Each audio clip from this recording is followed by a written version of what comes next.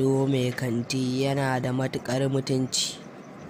Yanzu da wani ne ya samu labarin fai ɗin nan 2 ga watan Nuwamba za ta fashe, da ba zai gaya mun ba, sai ya ce zan bashi wani abu. Amma ba komai, hima idan ta fashe zan duba shi. Ko 350 zan bashi.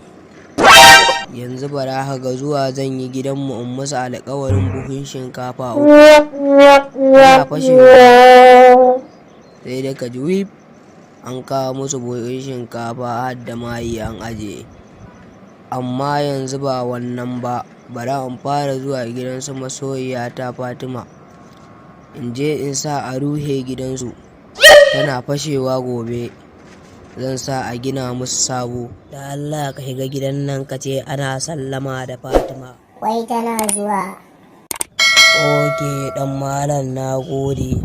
Bani da ko sisi ne, amma ka bari idan ta fashe zama. Haba masoyina, kwana biyu ina ka shiga ne. Ka san tsantsan san da nake maka kuwa. Kwana biyun nan har kasa cin abinci na kira wayar ka aka ce. Ni na ɗauka ma baka da lafiya. Da an jima nake so kan da ƙawata ta zo ta raka na anguwar Gunje in dubo lafiya. Ya ake ciki a kwana biyu a harkokin? Fatima wallahi ba haka bane. Kwana biyu ne garin gaba ɗaya ya riga da ya cuta. Yanzu ma wani labari ne ishe na kunne na, shine na zo in same ki. Ina so mu yi magana. Da Allah idan baba yana ciki, ki mai magana, ki ce da Allah ina so in gan shi. To, Allah sa dai lafiya. Da yanzu yake cewa zai fita, amma bara ya shiga ma magana da shi. Barkanka da zuwa. Kwana biyu. Daman na zo gurin Fatima ne, shine na ce don Allah ta taimaka ta kira ka za mu yi magana. Akwai wani abu da muke yi a waya muna mining kullum, ana ce mai Pi network. To an ce gobe za ta fashe 2 ga watan Nuwamba. Shine na zo na ce mu yi shawara, ina so a rushe gidan nan.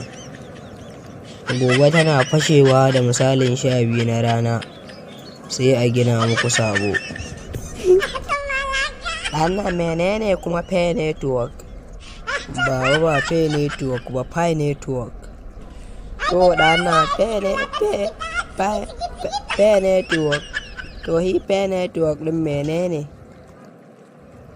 Lalle baba baka san menene Pi network ba. To Pi network wata aba ce wadda ake yin ta a waya, kuma duk guda ɗaya idan ta fashe ana saida ta biliyan 5. Ni kuma ina da guda 898.95. Idan ta fashe ko Dangote da ɗan tata da kuɗin duka 'yan Najeriya aka haɗa ba su isa su kai kuɗin da nake da ba. To don haka shine na zo yanzu, an jima yana ga zan zo da ma'aikata za a zo a rufe gidan nan gaba ɗaya. Gobe 2 ga watan Nuwamba tana fashewa zan zo a fasa gidan nan, sai dai kaga an zubo wani sabo. Wallahi tallahi. Lallai ɗan nan baka da hankali. To idan na ƙara ganin ka a ƙofar gidan nan, wallahi sai na sabar maka. Daga yau kar ka ƙara zuwa kunyata, tunda kai mahaukaci ne. Kai ka san kuɗin 'yan Najeriya kuwa. Ka ɓace min da gani tun kafin raina ya ɓaci.